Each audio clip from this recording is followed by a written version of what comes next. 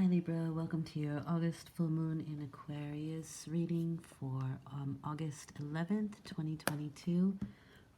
This week I'm using the Little Buddha Tarot by Push Kitty. Really like this deck. It's one of my favorites. It's very endearing. It's really sweet, but it also follows along the same lines as the Rider-Waite. And there's a lot of great symbology necessary. So I like to usually use decks that follow along that same line. Again, I'm reading with the moon cycles, so this is for the full moon. And full moons are endings to cycles. So let's see what's in store for you. You have the Five of Cups in the position of what does the full moon bring you in this cycle. And we're looking at some emotional instability. The beautiful thing is you have temperance with it. So that's a really nice combination, and I must say quite fitting for Libra, because the minute you have this instability, you want to find your equilibrium with it almost immediately. So yeah, there are some emotional things that, this is the card of spilt milk. Doesn't make it any easier, but that's sort of the gist of the card. Out of 5 emotional possibilities, 3 have spilt. And that's your focus. You know, you're focusing on that. And so this card always asks you to turn around and see what is still good in this situation. And with the Temperance card, I think what is still good here is that there is an alchemical shift going on internally because of the emotional instability that you may be feeling right now. It's about having patience with yourself, other people, and the situation. But for me, it's really about turning dross into gold. And that's what's happening here. Here's your dross. This is something that maybe wasn't destined for you, and even though you may have really wanted it, it's not for you this time around, or at this moment, or at this point in your existence.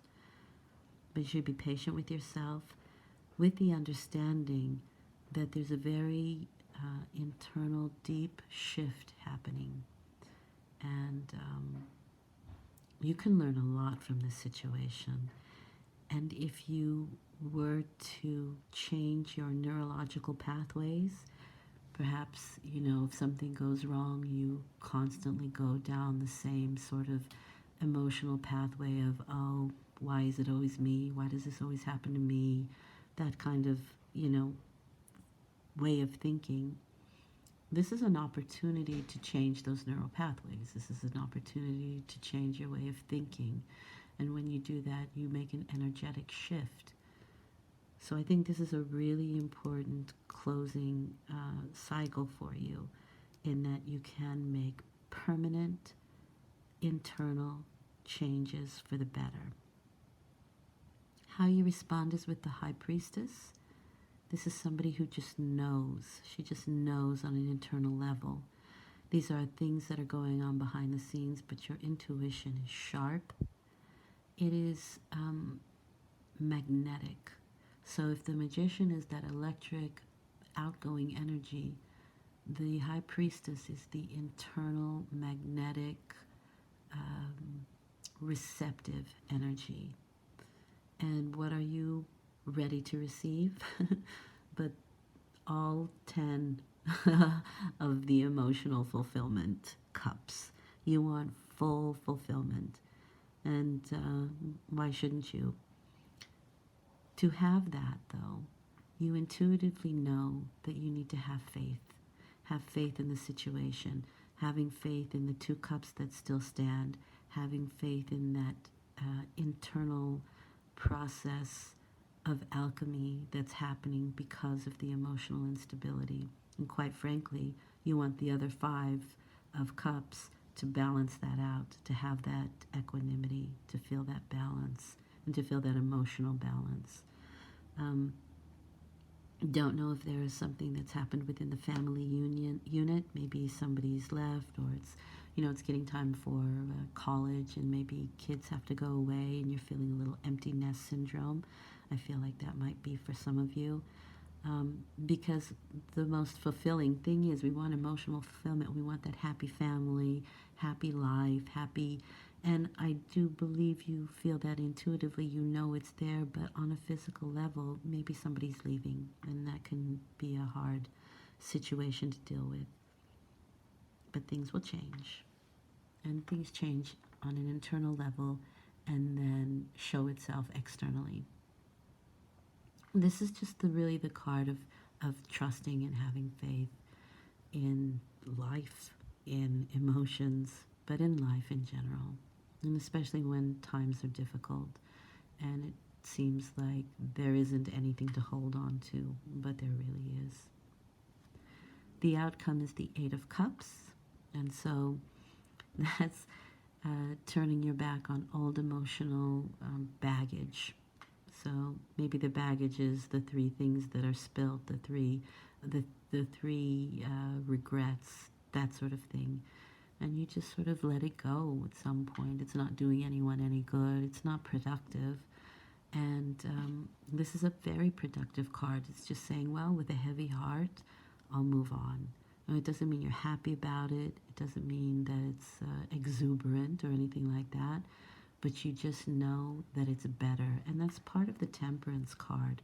It doesn't feel on an emotional level very good, but on an intuitive level, you just know that it's better to turn your back on the things that have spilled, on the difficult emotional baggage, and just move on. And that's the judgment that you make. That's the final decision that you make. And it really, what it does is it ends up waking you up. You hear the call. You are reborn and ready to begin a new situation, a new cycle. And that's exactly what will come in for you when you do this. So let's get a little clarification with the first row.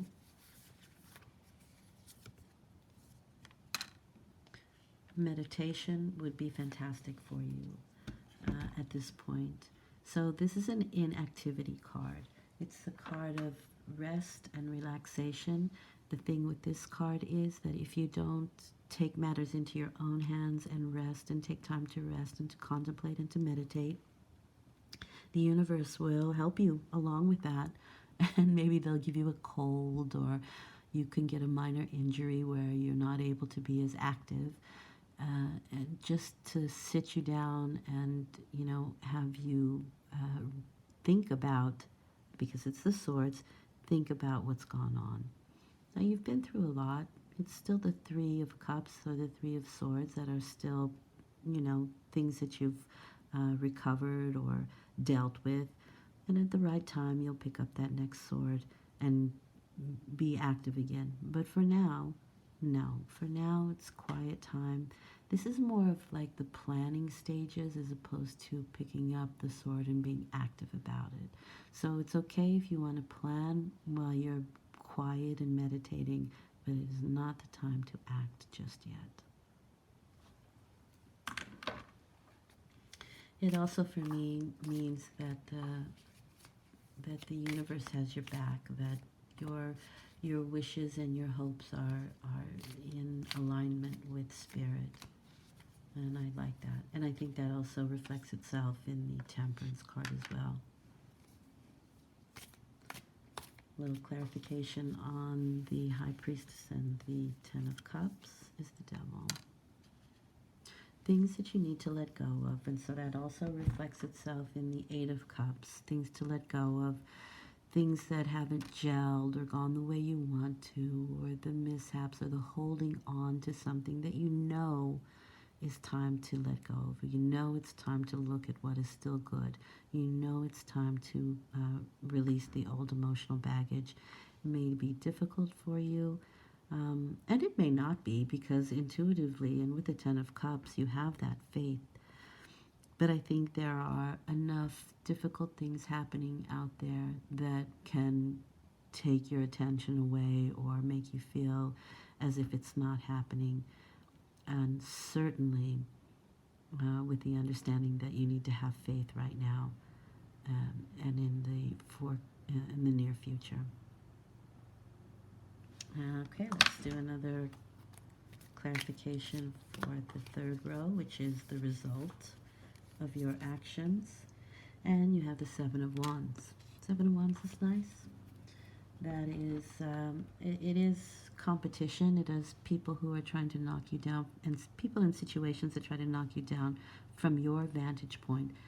The thing is, you have the vantage point. You have the upper hand, and you have the upper hand because you have a higher way of looking at the situation. You have a higher point of view. And so chances are no one will be able to knock you down from your position. They just simply can't reach you. And you win. So what is it that Spirit would like you to know? You're the King of Wands.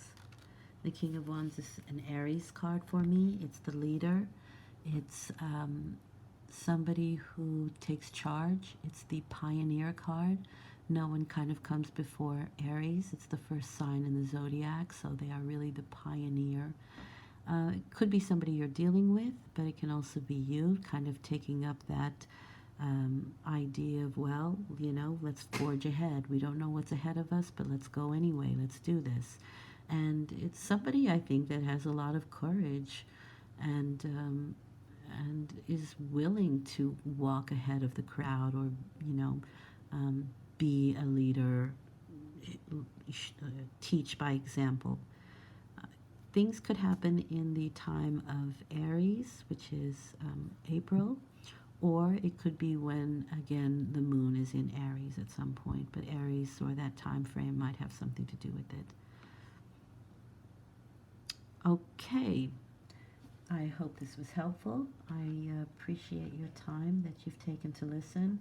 I've enjoyed doing it. I will be back in 2 weeks for a new moon reading. Thank you very much for listening.